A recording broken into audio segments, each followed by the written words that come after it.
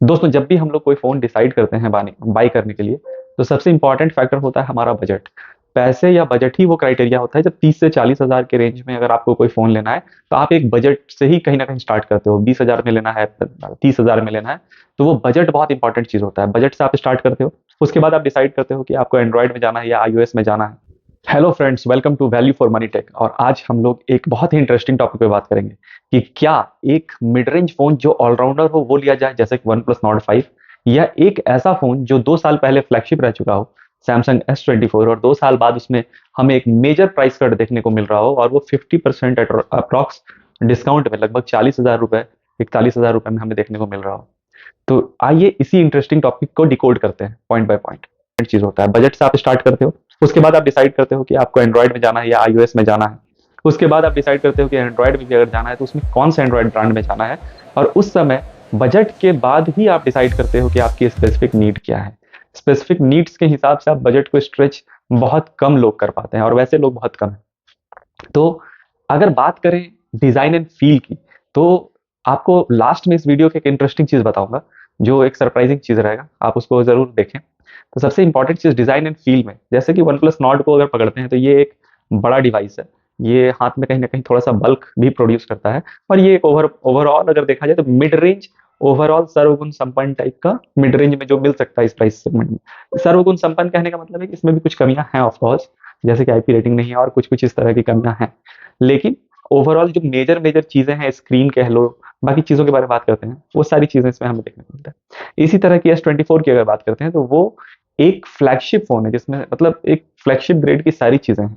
अगर design and feel की बात करें उसके, तो S24 जो फोन है, उस फोन में हमें एक एल्यूमिनियम फ्रेम देखने को मिलता है, और साथ ही साथ फ्रंट एंड बैक ग्लास देखने को मिलता है। और ये भी ग्लास कोई ऐसा वैसा ग्लास नहीं है, ये आपका गोरिल्ला ग्लास विक्टस 2 का सपोर्ट है इसमें, जो कि काफी स्ट्रॉन्ग और ड्यूरेबल ग्लास माना जाता है। हालांकि जेनेरिक एवरीथिंग कहते हैं, glass is glass and glass can break.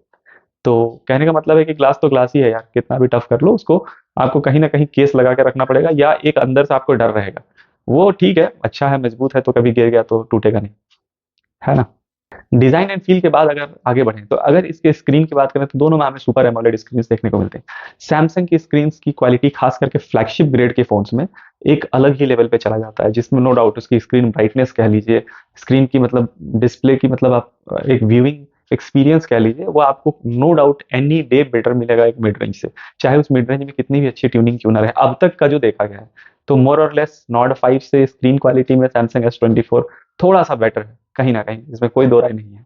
चाहे वो HDR कंटेंट व्यूइंग हो, या फिर मीडिया कंज्यूमशन हो, या आप अमेजन, नेटफ्लिक्स या यूट्यूब पे कुछ भी देखें, तो वो आपको डिफरेंस सीधे सीधे नजर आएगा। लेकिन इसका क्या मतलब है कि नॉट 5 किस तरह का स्क्रीन है? नॉट 5 किसी भी तरह के 40 से 50 हज़ार के रेंज में आने वाले फोन से, एक्सेप्ट सैमसंग S24 एंड इस तरह के फ्लैगशिप्स जिनकी प्राइस कट कट होकर के यहाँ तक पहुंची है, उनके मुकाबले आज के डेट में किसी भी फोन के मुकाबले वो एट पार है, कहीं पे भी इंफीरियर नहीं है। डिस्प्ले बहुत ही बेहतरीन डिस्प्ले है नॉट 5 में। अगर आप कोई दूसरा फोन ना लें और नॉट 5 लें, तो डिस्प्ले के एंगल से आप संतुष्ट रहेंगे। इसके बाद अगर बात करें इसके प्रोसेसर्स की, तो सैमसंग S24 में स्नैपड्रैगन 8 Gen 3 का प्रोसेसर देखने को मिलता है। ये प्रोसेसर सैमसंग S24 अल्ट्रा में भी था, और वो एक 1.25 लाख का फोन था। तो दोस्तों, इतना इतना जो प्राइस डिफरेंस है, तो कहीं ना कहीं ये सब टॉप लेवल फ्लैगशिप प्रोसेसर्स हैं, जो प्लेनेट पे, इस पूरे पृथ्वी पे मौजूद हैं इस पर्टिकुलर टाइम पे। मतलब कि जब 2024 में ये फोन लॉन्च हुआ था, उस समय वो सबसे टॉप क्लास प्रोसेसर था। तो इसी तरह से कहीं ना कहीं हम देखने को हमें मिलता है कि 2 साल बाद भी एक टॉप क्लास प्रोसेसर बहुत ही खराब परफॉर्मेंस नहीं करता है। चाहे वो किसी भी तरह के यूजेस आपको हो, वो आराम से हैंडल करता है। एंटूटू स्कोर्स की बात करें तो 2.2 मिलियन या 2 मिलियन अबव हमें देखने को मिलता है, जो हम लोग वेरियस प्लेटफॉर्म पे चेक कर सकते हैं। तो इसका कहने का मतलब क्या है कि ये फोन जो 5 साल आपके अपडेट्स आएंगे, उन अपडेट्स को प्रोसेसर हैंडल कर पाएगा। अब बात करें वन प्लस नॉट 5 की, तो इसमें हमें स्नैपड्रैगन 8S Gen 3 मिलता है। स्नैपड्रैगन 8 Gen 3 S24 में मिलता है, स्नैपड्रैगन 8S Gen 3 हमें वन प्लस नॉट 5 में मिलता है। तो स्नैपड्रैगन 8S Gen 3 जो प्रोसेसर है, ये एक मिड रेंज प्रोसेसर है, लेकिन इसकी जो एंटीटू स्कोर्स निकल करके आते हैं, और ऑफकोर्स जो परफॉर्मेंस बेंचमार्क्स पे टेस्ट निकल करके आते हैं, वो 1.5 मिलियन के आसपास आते हैं। तो 1.5 मिलियन का जो स्कोर है ना, जिसको आप आंख मूंद के मान सकते हो कि ये बहुत ही बेहतरीन बेंचमार्किंग स्कोर है, और इसमें आपको किसी भी तरह का प्रोसेसर रिलेटेड शिकायत देखने को नहीं मिलेगा। स्नैपड्रैगन का प्रोसेसर होने के एंगल से आप ये सोच सकते हो कि आप एक एंगल से निश्चिंत रह सकते हो कि ये प्रोसेसर्स बहुत अच्छे हैं। तो आप आराम से, जो इसमें भी आपको 4-5 साल 6 साल के जो अपडेट्स आएंगे, 4 इयर्स के अभी भी मेजर सॉफ्टवेयर अपडेट्स बचे हुए हैं, और आपको 1 साल का, और मतलब सॉरी 4 इयर्स में 1 साल का आपको मिल गया, 3 इयर्स के अभी भी अपडेट्स बचे हुए हैं।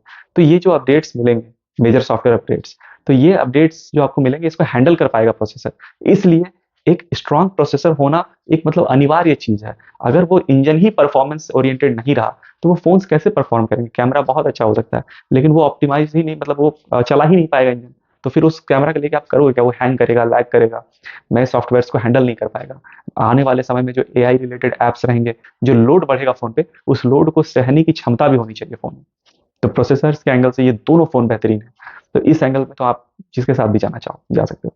इसके बाद अगर बात करें स्टोरेज की, तो स्टोरेज अगर हम लोग बात करें तो वन प्लस नॉट 5 में हमें UFS 3.1 स्टोरेज और LPDDR5X रैम देखने को मिलता है। ये और S24 के 128 GB वाले वेरिएंट, जो कि 41,000 आफ्टर ऑल डिस्काउंट्स आपको जो मिलेगा, उसमें हमें यही स्टोरेज टाइप देखने को मिलता है। लेकिन यहाँ पे एक मतलब कैच है कि जो आप S24 के 256 GB वाला वर्जन लेते हो, उसमें हमें UFS 4.0 देखने को मिलता है। UFS 4.0 और UFS 3.1 में एग्जैक्टली डबल का स्पीड डिफरेंस है, read and right speed. Read and right speed basically आप समझ लो कि कोई चीज़ आप अपलोड करो या कोई चीज़ डाउनलोड करो, डेटा ट्रांसफर करो, कोई चीज़ ओपन करो, तो ये बेसिकली आपके स्पीड्स में लॉन्ग रन में बहुत ज़्यादा अंतर रहेगा, मतलब डबल का अंतर रहेगा एट टाइम्स। कभी ऑनलाइन कुछ अपलोड कर रहे होगे, कुछ डाउनलोड कर रहे होगे, इसमें आपको बेसिकली डिफरेंस नजर आएगा। डे टू डे एप्स के ओपनिंग में आपको बहुत डिफरेंस फील नहीं होगा, ठीक है। इसके बाद अगर बात करें तो 256 GB वाला वेरिएंट आप अगर लेते हो S24 में, तो वो आपको 47,000 रुपीज का आएगा। और अगर ये लेते हो OnePlus Nord 5 लेते हो, तो ये आपको 34,000 रुपीज का डिस्काउंट लगा के 32-33,000 रुपीज का आपको ये देखने को मिलेगा। तो इस तरह से इन दोनों में हमें कहीं ना कहीं 12 से 13,000 रुपीज का डिफरेंस देखने को मिलता है, अगर हम apple to apple storage size की कंपेरिजन करें। तो ये जो 10-12 हजार रुपए आप दोगे, इसमें आपको एक्स्ट्रा क्या मिलता है इस फोन में? S24 में आपको एक्स्ट्रा लेंसेस मिल जाते हैं कैमरा के, 3 कैमरा है बैक में, तो तीनों कैमरा कैपेबल कैमरा है जो उसके बैक में है। और ये नॉर्ड 5 में आपको सिर्फ 2 कैमरा देखने को मिलते हैं, लेकिन ये दोनों कैमरा कैपेबल कैमरा है इसमें भी। आपका मेन कैमरा तो बहुत अच्छा है 50 मेगापिक्सल, अल्ट्रा वाइड कैमरा जो है 8 मेगापिक्सल का, ये भी डिसेंट है, ये बहुत बढ़िया नहीं है तो बहुत खराब भी नहीं है, ये डिसेंट कैमरा है, मतलब इसमें आपको ठीक ठाक काम चलाओ, जो वाइड एंगल शॉट्स होने चाहिए वो निकाल करके दे देगा। लेकिन मेन कैमरा इसका बहुत ही रिलायबल और बहुत ही अच्छा है। ये OnePlus 13 में जो लेंसेज यूज हुए हैं वही लेंस इसमें भी समझिए यूज हुआ है, तो ये बेटर कहीं ना कहीं आउटपुट निकाल करके देता है। फ्रंट कैमरा की बात करें अगर, तो S24 के फ्रंट कैमरा में हमें 12 मेगापिक्सल का कैमरा देखने को मिलता है, लेकिन कहीं ना कहीं मेगापिक्सल्स मैटर नहीं करते हैं। उसका भी फोटोग्राफ्स और वीडियोग्राफी बहुत अच्छा है, 4K वीडियो शूट कर सकते हैं हम लोग, और इसमें भी OnePlus Nord 5 में भी हम लोग 4K वीडियो शूट कर सकते हैं, कर लिया। और एक इंटरेस्टिंग फैक्ट जो मैं आपको बताना चाह रहा था, जो मैंने आपको वीडियो में रोक के भी रखा था, वो ये है कि अभी तक जो वीडियो आप देख रहे थे इससे पहले तक, वो शूट हो रहा था सैमसंग S24 के कैमरा से 4K 30 FPS पे, और अभी जो वीडियो आप देख रहे हैं ये शूट हो रहा है OnePlus Nord 5 के 4K 30 FPS पे। तो कैमरा क्वालिटी आप अपने हिसाब से देख लेना। एक ये सिर्फ एक टाइप का इन्वायरमेंटल सेटअप है, ये एक इंडोर इन्वायरमेंटल सेटअप है और रूम के अंदर है, लेकिन फिर भी एक थोड़ा बहुत आइडिया मिल ही जाएगा। इसके बाद अगर बात करें तो देखो कुछ एक्स्ट्रा फीचर्स जो आपको S24 में देखने को मिलता है, वो है कि इस फोन में आपको IP रेटिंग देखने को मिलता है, फोन वाटर रेजिस्टेंस है, इस तरह की जो फीचर्स है, गेमिंग की फीचर्स है जो आप टेस्ट नहीं कर सकते हो लेकिन है, तो इस तरह की चीजें हैं। कमियां जो देखने को मिलती है, S24 एक देखो इतना हैंडी फोन है, पतला फोन है, छोटा फोन है, तो इसमें बैटरी भी छोटी है, तो कहीं ना कहीं ये एक बहुत ही पावरफुल इंजन के साथ है, लेकिन इसमें फ्यूल टैंक जो है वो छोटा है। तो फ्यूल टैंक छोटा रहने का मतलब क्या है कि आप जो भी टास्क कर सकोगे बहुत ही फोकस्ड टास्क कर सकोगे। अगर वीडियो शूट कर रहे हो तो करो वीडियो शूट, लेकिन उसके बाद फिर आपको चार्ज करना पड़ेगा ताकि फिर फर्दर और यूज कर सको। गेम खेलोगे तो खेल सकते हो, बढ़िया से खेल सकते हो, लेकिन गेम के बाद भी बैटरी ड्रेन हो जाएगा, फिर चार्ज करना पड़ेगा, ठीक है। और अगर नॉर्मल यूजेस करते हो, लाइक मीडिया कंज्यूम करते हो, तो मीडिया कंजम्पशन में इसकी बैटरी बैकअप बहुत अच्छी है। मीडिया कंज्यूम करते हो अमेजन पे, नेटफ्लिक्स पे और यूट्यूब पे, तो इसकी बैटरी बैकअप आपको काफी अच्छा देखने को मिलेगा, और ऐसे एक मिक्स्ड इन्वायरमेंट में आपको 6-6.5 घंटे का ये परफॉर्मेंस आराम से देता है ये फोन। ये भी छोटा नहीं है, 6.2 इंच की स्क्रीन है, और OnePlus Nord 5 में 6.83 इंच की स्क्रीन है, तो देखा जाए तो बहुत छोटा और बड़ा वो नहीं रहता है। कॉम्पैक्ट फोन है, बेजललेस है, इसलिए भी स्क्रीन साइज बड़ी हो जाती है, और स्क्रीन क्वालिटी बहुत बढ़िया आती है, इन हैंड फील बहुत अच्छा आता है। लेकिन OnePlus Nord 5 में आपको एक बड़ी बैटरी रहती है, पीस ऑफ माइंड रहता है यूज करने में। आप चाहे गेम खेल लो, चाहे मीडिया कंज्यूम कर लो, स्क्रीन रिजोल्यूशन और स्क्रीन की ग्लेजिंग थोड़ी बहुत 19-20 आपको महसूस हो सकती है, लेकिन साइड बाई साइड 1 by 1 अगर देखोगे तो वो भी बहुत बेहतरीन है। जैसे ये फोन भी बहुत अच्छा है Nord 5, और इसमें आपको वो पीस ऑफ माइंड रहेगा कि बार बार चार्ज नहीं करना है। बहुत सारे रिव्यूज और बहुत सारे क्वेश्चंस मुझे पूछे जा रहे थे इसके बैटरी बैकअप को लेकर। मैं बता दूं कि इसमें भी बहुत ही अच्छा और डिसेंट बैटरी बैकअप है, मतलब कि 8 आवर्स से एबव है, जो आपको एक दिन में पता भी नहीं चलेगा, आप कितना भी यूज कर लो। अगर बहुत हैवी गेमर्स हो फिर भी आपके पास मतलब दिन भर आपका चल ही जाएगा। और अगर आपको लास्ट लास्ट में अगर चार्ज करने की जरूरत भी पड़ेगी, जो कि बहुत हैवी गेमर्स को अगर पड़ेगी भी, तो आपके पास एक फास्ट चार्जर है। अब 24 घंटा अगर फोन पे बैठे रहना है तो अब उसके लिए तो पावर में लगा के यूज करना पड़ेगा, क्योंकि उस तरह के फोन्स तो बहुत ही मतलब अलग ही टाइप के बनते होंगे। जनरल लाइफ में तो कम ही है ना उस तरह के फोन्स। तो आप देखो, सब कुछ में मेजॉरिटी चीजें एक्सपेक्ट करो, 90% चीजें एक्सपेक्ट करो किसी भी फोन में, क्योंकि एक फोन में सारी चीजें नहीं मिल सकती हैं, ये आपको भी पता है। लेकिन कुछ अच्छे फोन्स होते हैं जिसमें बहुत सारी चीजें मिल जाती हैं, तो आपको बस वही सब सेलेक्ट करना है। अब अगर इसके बाद लिमिटेशंस की बात करें, तो नॉट 5 एक देखो थोड़ा सा बल्की फोन है। बल्की होने के कारण क्या है कि यूजेस आप कर सकते हो उसमें, वो सब एडवांटेज है। ये हैंडी है तो इसमें बैटरी कम है, तो जिनको भी यार गेमिंग करना है ना, वो गेमिंग वाले सीधे नॉट 5 की तरफ जाएं या बड़े फोन की तरफ जाएं। S24 केपेबल है गेमिंग में, अगर आपने लिया है तो आप खेल सकते हो, इसमें कोई दो राय नहीं है। लेकिन अगर मीडिया कंजम्पशन करना है और थोड़ा ऑफिशियल यूज है, थोड़ा सा कैमरा ज्यादा यूज करना चाहते हो, यूट्यूब चैनल ब्लॉगिंग टाइप का चीज है, तो आप S24 ले सकते हो। और अगर आप एक स्टूडेंट टाइप आदमी हो, तो स्टूडेंट टाइप लोगों के लिए नॉट 5 एक बेटर सॉल्यूशन रहेगा, क्योंकि आपको क्लासेस लेने रहेंगे, आपको वीडियो कॉल करना रहेगा, जूम कॉल करना रहेगा, तो आप नॉट 5 जैसे डिवाइसेस के साथ जाओ।